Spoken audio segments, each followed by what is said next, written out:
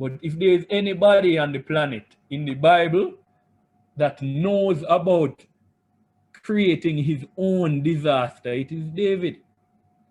Who better to take advice from when it comes on to being in a situation of one's own causing?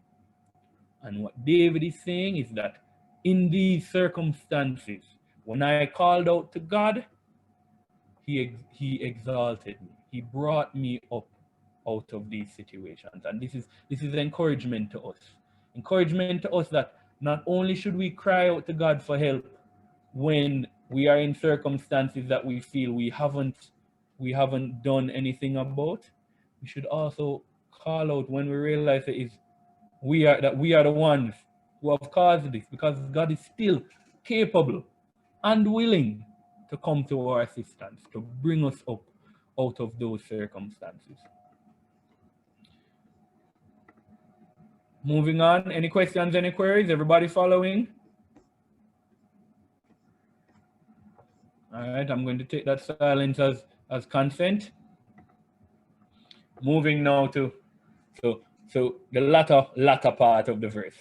So he brought us up out of the horrible pit, out of the miry clay. And what did he do?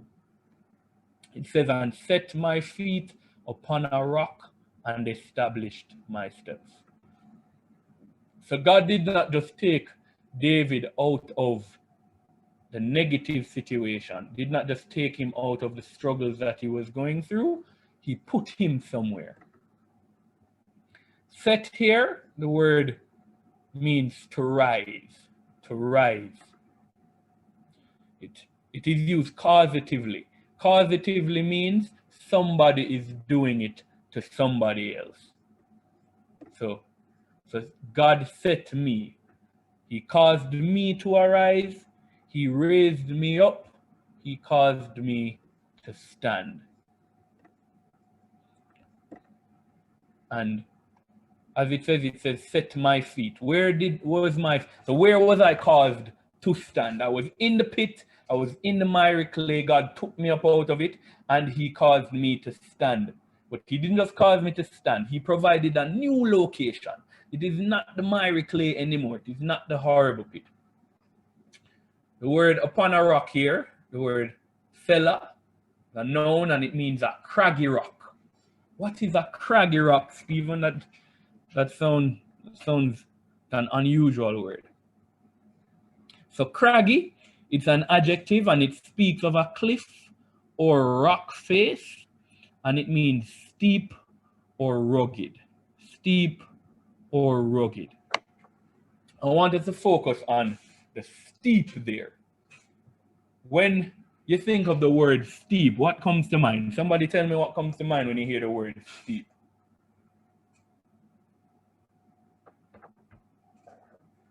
Anybody? Probably I should have said points to somebody who tell me. An almost vertical rise. Vertical rise. All right, good.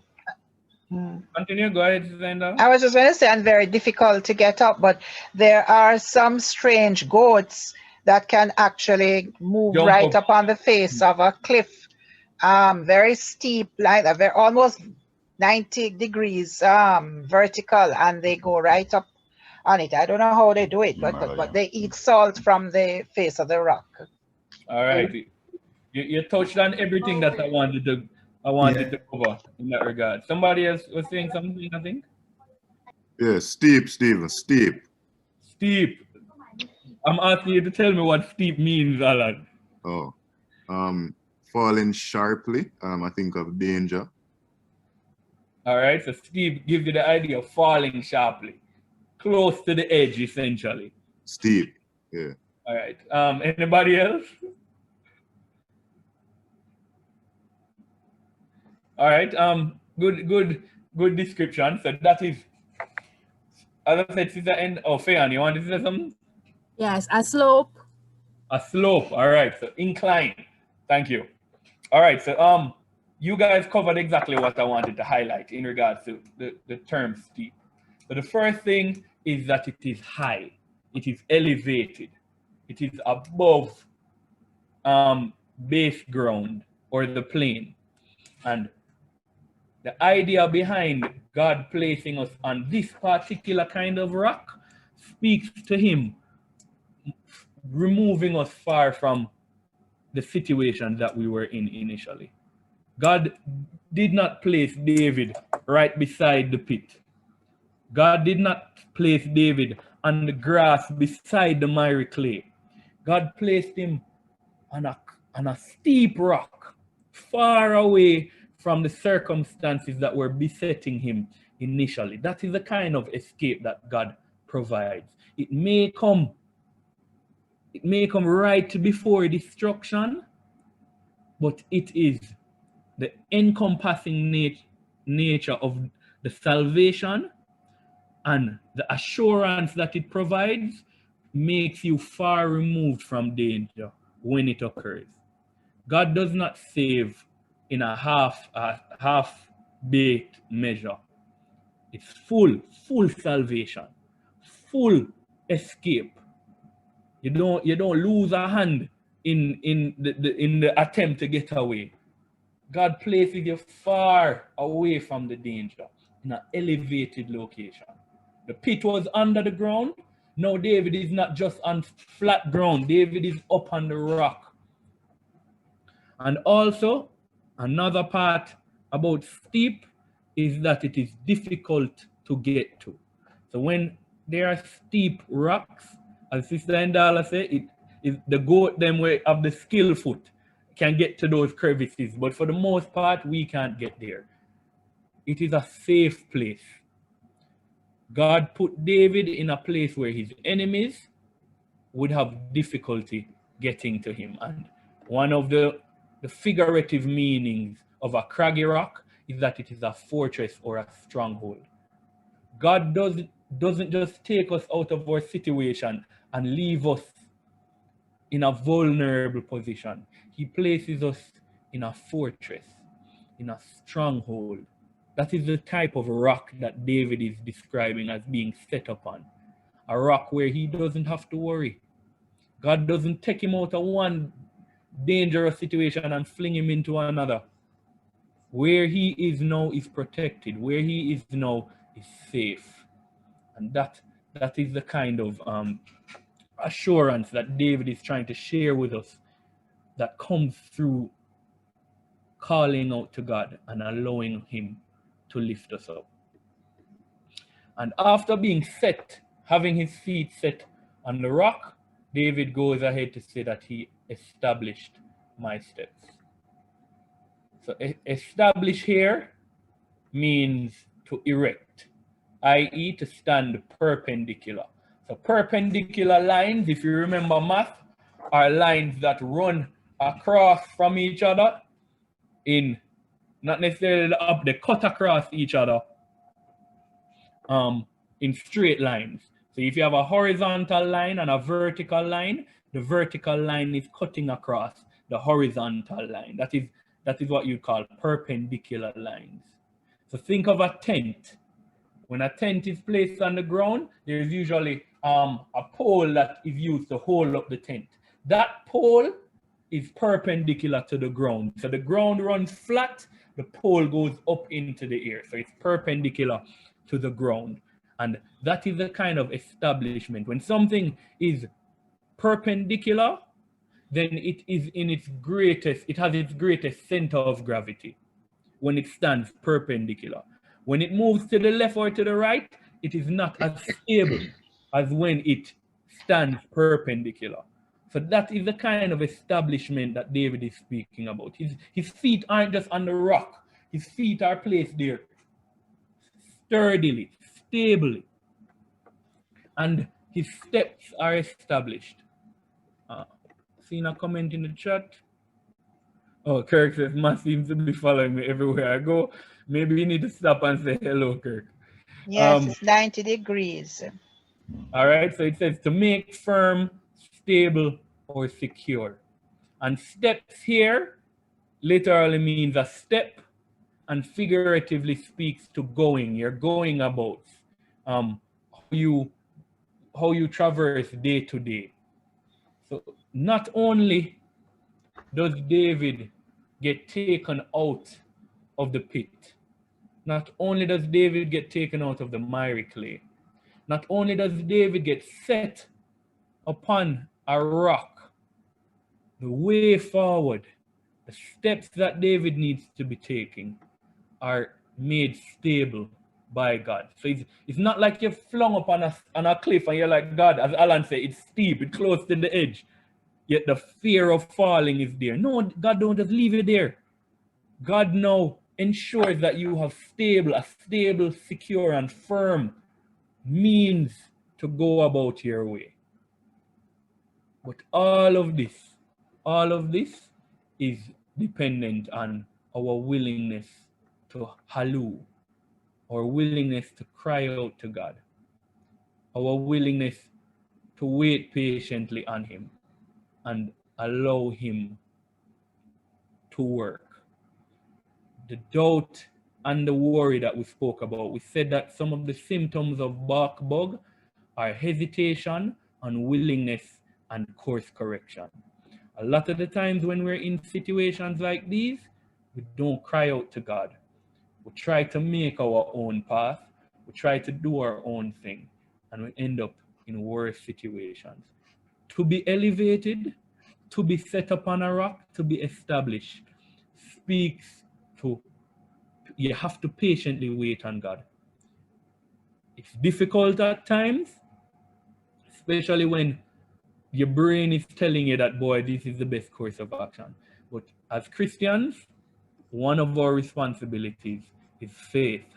And faith is, I don't want to say blind, but unwavering belief in God's ability to save us. And David shows not only that unwavering belief, but also what happens when one puts that into action. Moving on. So this is supposed to be verse 3 and not verse 1. Forgive my PowerPointing. So it says, He has put a new song in my mouth. Praise to our God. Many will see it and fear and will trust in the Lord. So now David speaks about what this has done to him. So God has lifted him up. God has put him on the rock. God has established his path. And he now says, He has put a new song in my mouth. Put here, the verb means to give. Gives the idea of bestowing, granting, or putting. So David is saying that all of this, all that God has done, has given him a new song. It's not literally God saying, all right, go and go sing this.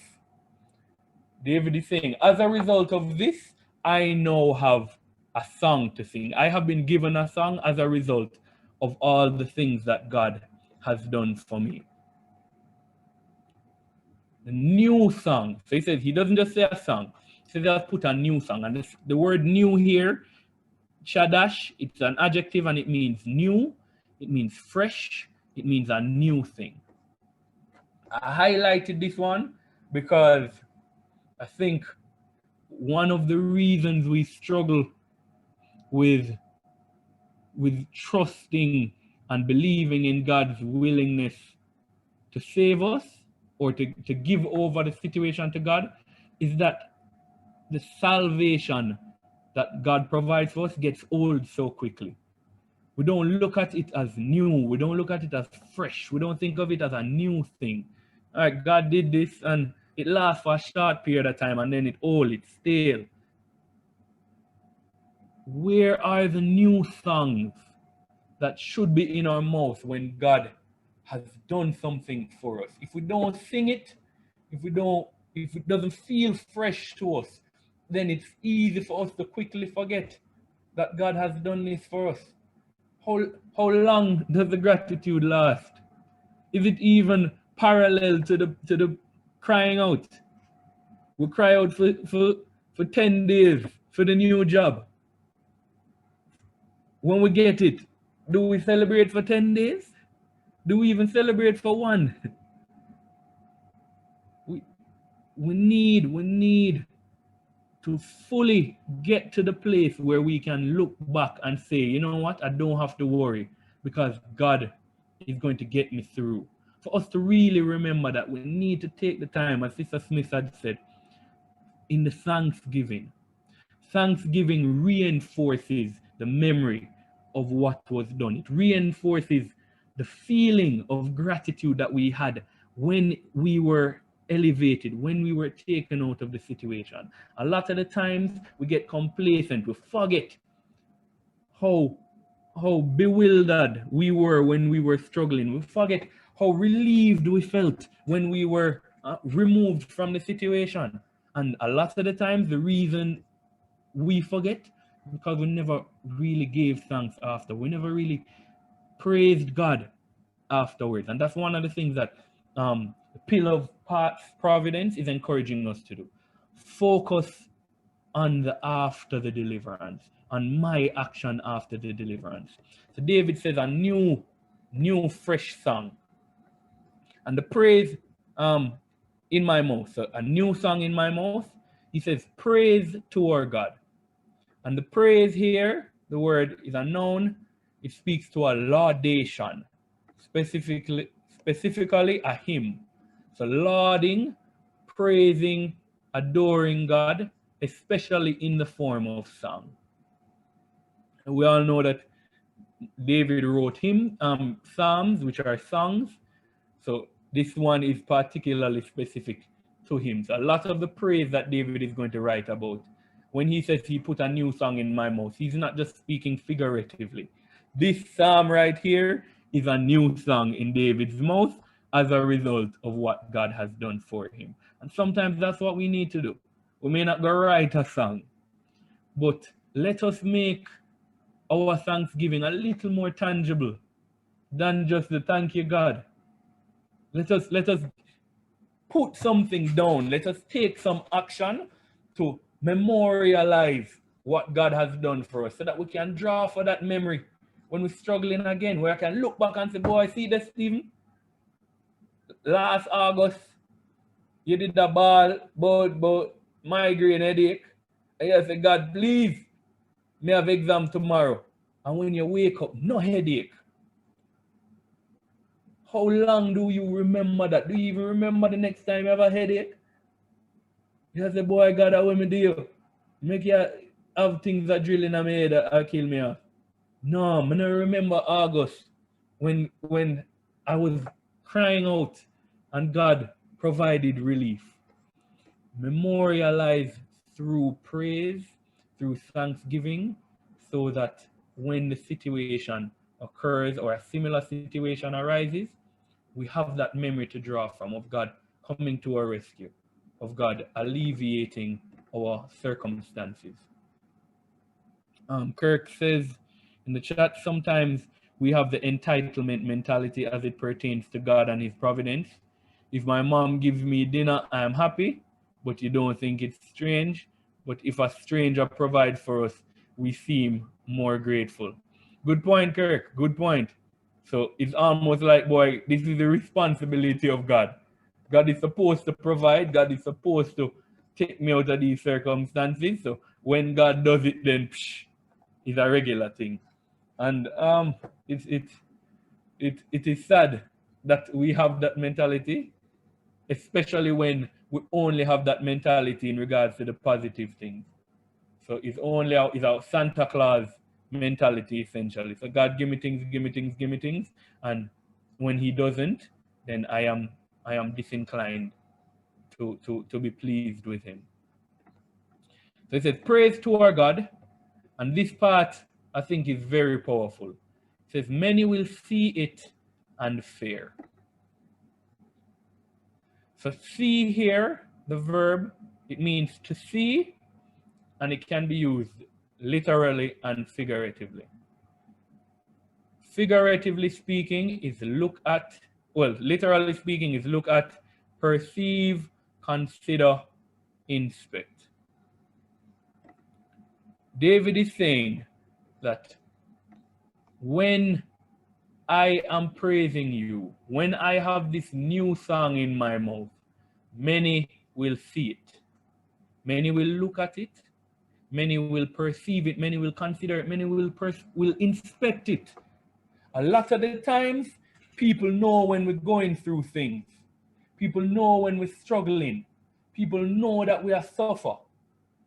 Yet it's them have to come back, come ask us when we have gone through and God has taken us out of it.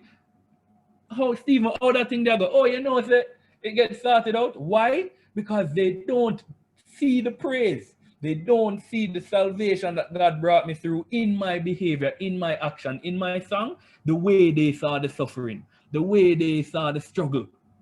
And we are limiting how people can fear and trust in God when we minimize the direct display of our thanksgiving and our gratitude. And I'm not telling you now if you go run up and down in your workplace and say, yo, God take me through, God take me through. I'm not saying that.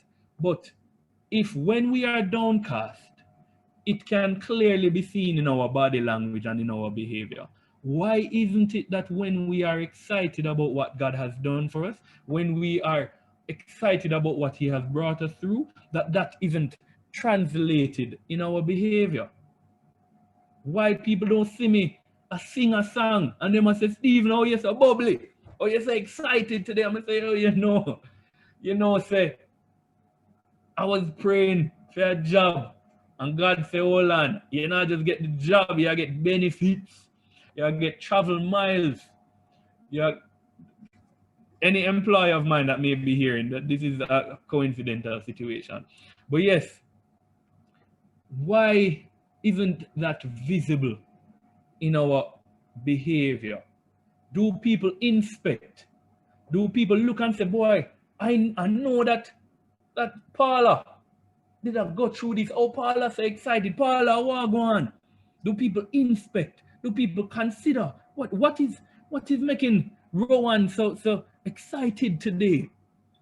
Is our praise to God, is our new song in our mouth evident to others? And when seen, does it cause them to revere God? So fear is the word here. It says many will see it and fear. To fear here means to morally revere or causatively to frighten. So in this situation, it is speaking to morally revere. Does the situation, does the translation of what God has gone through, what God has brought us through, when people hear, when people inspect, when people perceive, are we portraying something that lends them to say, wow, no, sir, you're God amazing. No, sir, that is the kind of God that I want in my life. Doing those kind of things.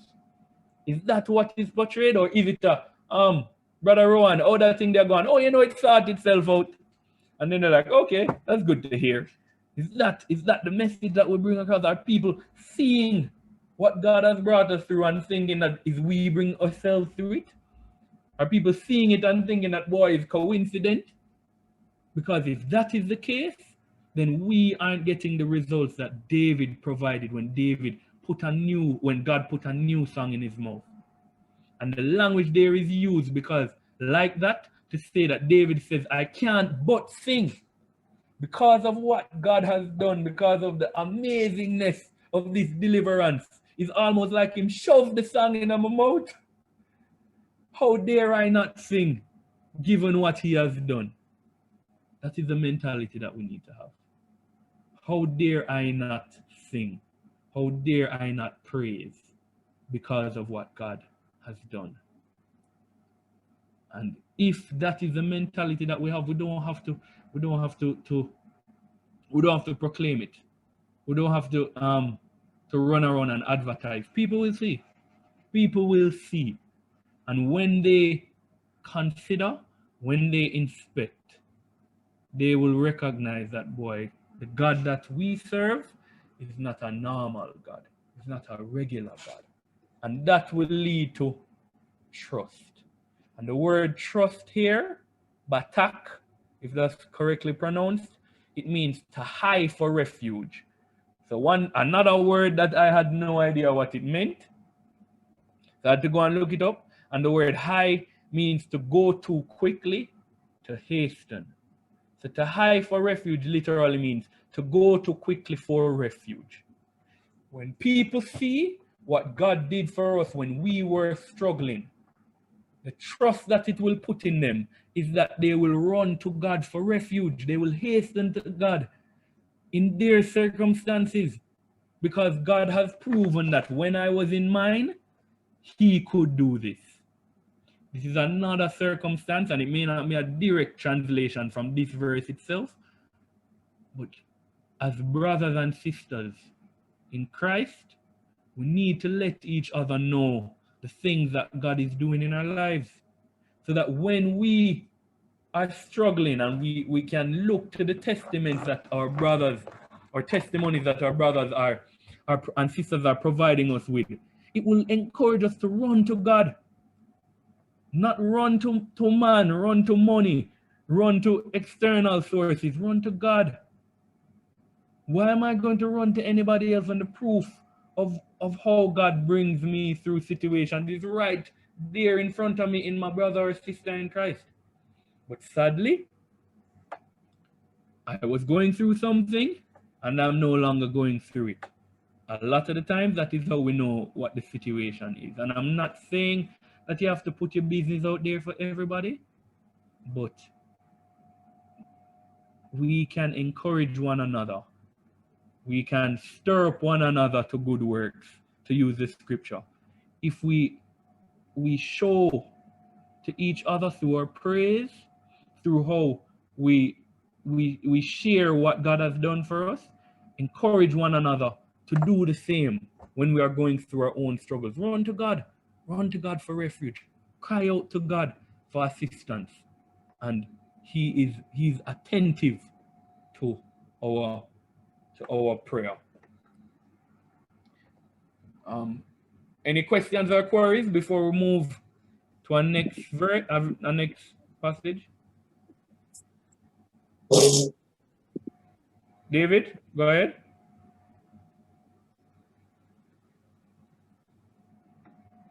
Hello, David?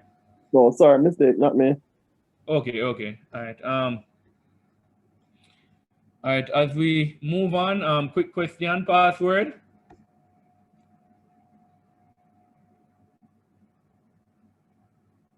Go ahead, Sister Paula. Sister Simita beat you at it. Sorry. Remember, Sister Smith to have her device. Thank God for flow. Okay. Pale present tense. That's not right. That's not right. That's incorrect. That is not right. It's let me say it. That's not right. Paula, I'm Smith sorry, there. but that password is incomplete. Sister Smith. Yes, I was saying I couldn't say the right thing. Pill of who is Sister talking? Indala, go ahead. Yeah, the pill of wait. The pill of present tense. Sister Indala, that's not how the passwords work, you know. When you make a mistake, it's usually it not, you know, but I give you a blind. What did I say? I said pill of present tense. I have it correctly, Stephen. It's the pill of present tense. That's what I said, Sister Smith. No, you said past. Well, I corrected myself. Isn't autocorrection good? And that's what You've gone through. I'm going to take all of these queries into consideration, and I'll let you know what my ruling is. Even I have internet problems. I know, sister. I know. Look, Britannia alone can raise her hand before you. That has clearly been proven. Okay, so we will. Thank you for that bout of laughter. So I think we have what, 10 minutes left. So let's get into our next verse. Psalm chapter 138, 1 through to 3. Going to need a reader, please. So you can just raise your hand if you have intent to read. All right, go ahead, Fayon. Getting those points for book. Fayan, you can read. Sorry, I didn't realize I was muted. I will praise you with my whole heart. Before the gods, I will sing praises to you. I will worship toward your holy temple and praise your name for your loving kindness and your truth, for you have magnified your word above all your name. In the day when I cried out, you answered me and made me bold with strength in my soul. Thank you, Sister Fayan, and well read. All right, so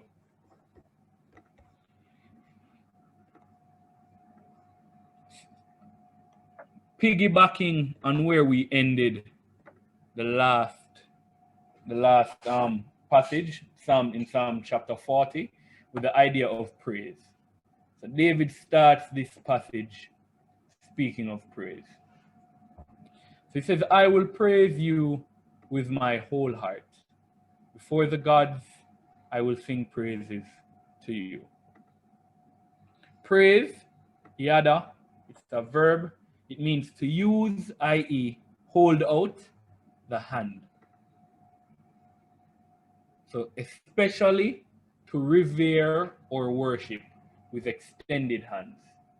So when David says, I will praise you here, the imagery that he is using is holding out his extended hands towards God.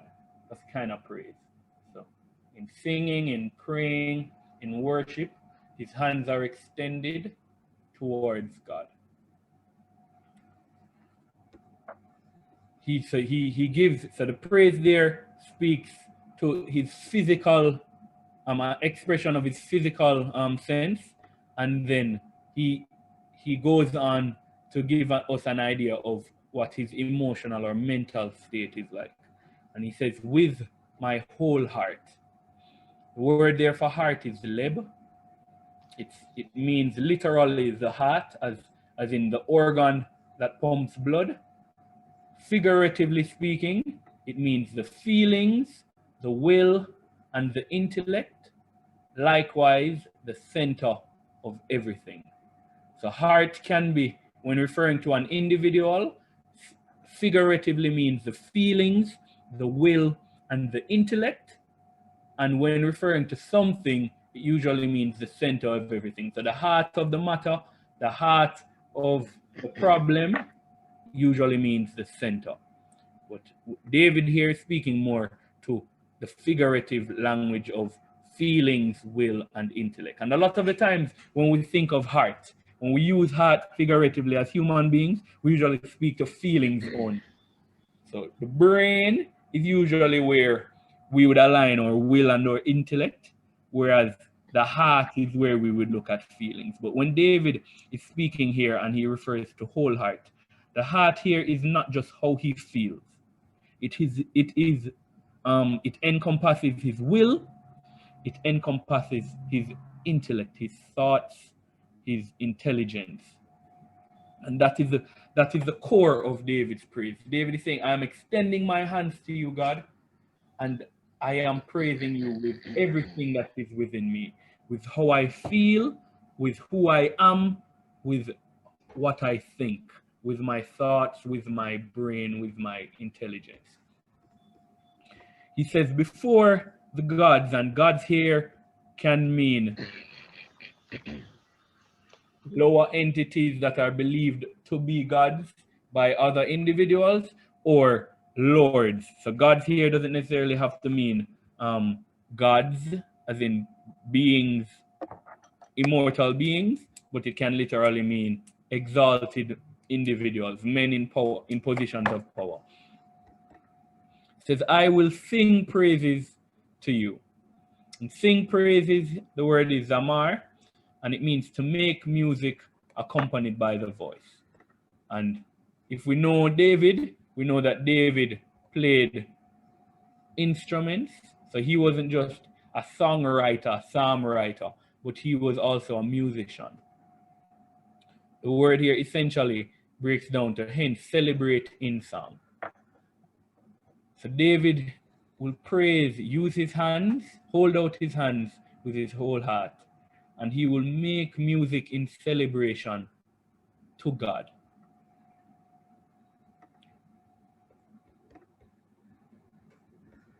He doesn't end there. So he says, I will worship toward your holy temple and praise your name. Worship here means to depress, to lower, i.e. to prostrate. So he will prostrate himself towards God's holy temple. And as we know, at that time, the place of worship was housed the Ark of the Covenant. So this was literally the place where the Spirit of God would be. And it was a holy place. So David was saying that his worship was essentially him prostrating himself. And he says, and praise your name. Why though? He says, for your loving kindness and your truth. For you have magnified your word above all your name. So the word for here, the word for is a conjunction that is used to explain the behavior that occurred before. So for is telling you essentially, this is why this is happening. So the praise, the worship that David is bringing forth, David said, these are the reasons. He says the first one is your loving kindness. And loving kindness literally means kindness.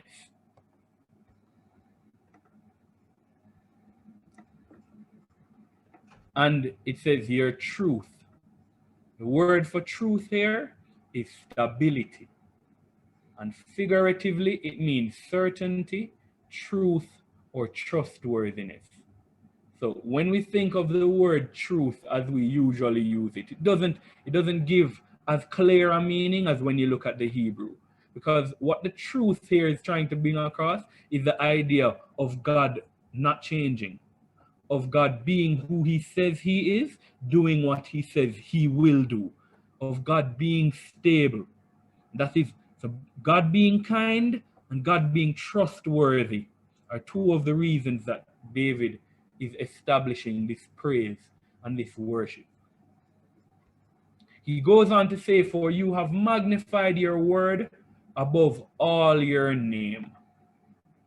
And when I was looking at this, I was slightly confused as to exactly what David was trying to say. What do you mean, magnify your word above all your name? So the word magnify, gadal, it means to twist, i.e. to make large. To twist, i.e. to make large. So to enlargen essentially, to make bigger than, or to make big. The word there means imra.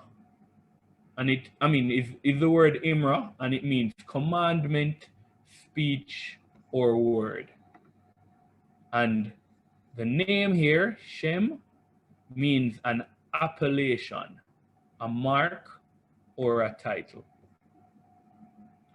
So essentially what this is saying is that you have made your word larger or greater, or you have magnified your word, your commands, above your title. And this now points back to God's truth. God has placed greater emphasis in the commandments, in the speech, in the word that he has spoken to us than he has his own name. God is great. God is amazing. We can't do anything for God. But God has placed greater emphasis on the things that he will do for us than on his own being. The things that God requires of us to do for him pale in comparison to the things that he does for us, the promises that he makes to us. And as far as David is concerned, that is reason for worship. That is reason for praise. Can you imagine this amazing, all-powerful, omnipresent being has made the promises that he has made to man, wicked, selfish, sinful man, he has placed a greater emphasis on the things that he promises us, on the things that he will do for us, on the things that he shares with us, than he has placed on his own name, on his own title. That's powerful. That's powerful.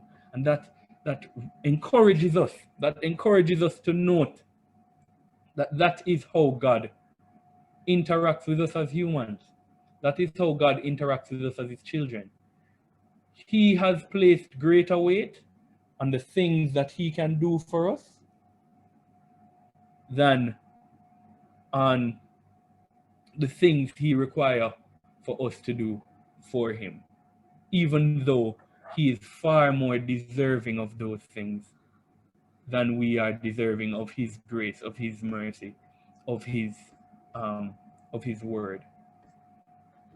So we are out of time.